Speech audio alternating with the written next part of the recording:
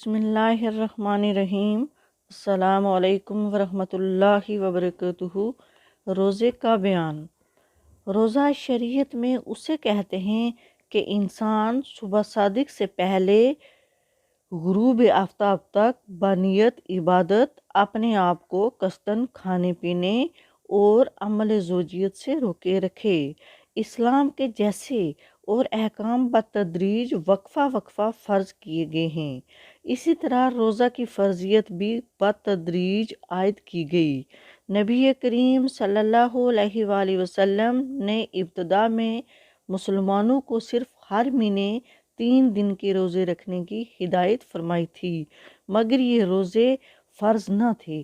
پھر 2 ہجری میں رمضان کے روزوں کا حکم قرآن کریم میں نازل ہوا اور سال میں 1 مہینے کے روزے رکھنا اسلام کا چوتھا رکن قرار پایا، مگر اس میں اتنی رعایت رکھی گئی کہ جو لوگ روزہ رکھنے کی طاقت رکھنے کے باوجود بھی روزہ نہ رکھنا چاہیں، وہ ہر روز کے بدلے ایک مسکین ہر روزے کے بدلے ایک مسکین کو کھانا کھلا دیا کریں۔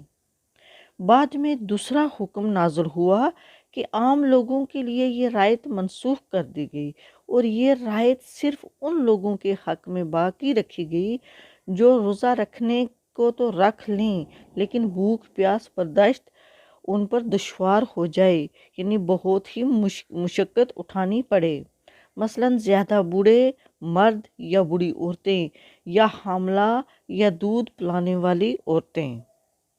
اسلامی روزے کی غرض و غایت قرآن کریم نے یہ بیان فرمائی ہے کہ روزے خدا ترسی کی طاقت انسان کے اندر مستحکم کر دیتے ہیں۔ گرمی کا موسم ہے، روزہ دار کو سخت پیاس لگی ہے، مکان تنہا ہے، گھر کے اندر کوئی بھی نہیں ہے، سامنے پانی پڑا ہے لیکن وہ پانی پھر بھی نہیں پیتا۔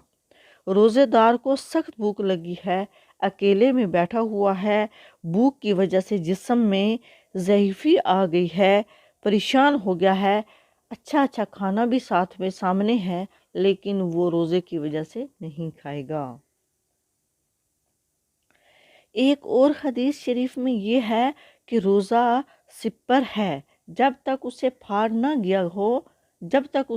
نہ گیا ہو، غرض کی گئی ہے کہ جس چیز سے پھاڑے گا، ارشاد فرمایا وہ کیا ہے؟ جھوٹ اور غیبت ہے۔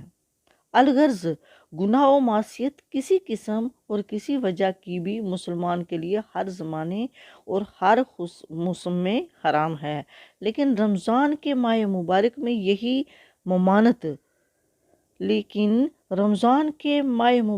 یہی ممانعت اور زیادہ موقدہ و واشد ہو گئی جاتی ہے۔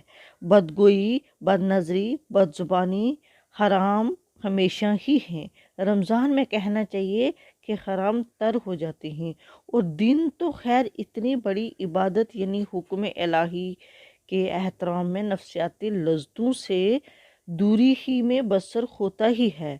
روزہ دار کی رات بھی گویا عبادت میں بسر ہوتی ہے، تو پورے مہینہ بھر کے رات اور دن کا ایک ایک گھنٹہ اس کو یوں سمجھنا چاہیے کہ اسلام کے سپاہیوں کی روحانی کا پیریڈز کا زمانہ ہے۔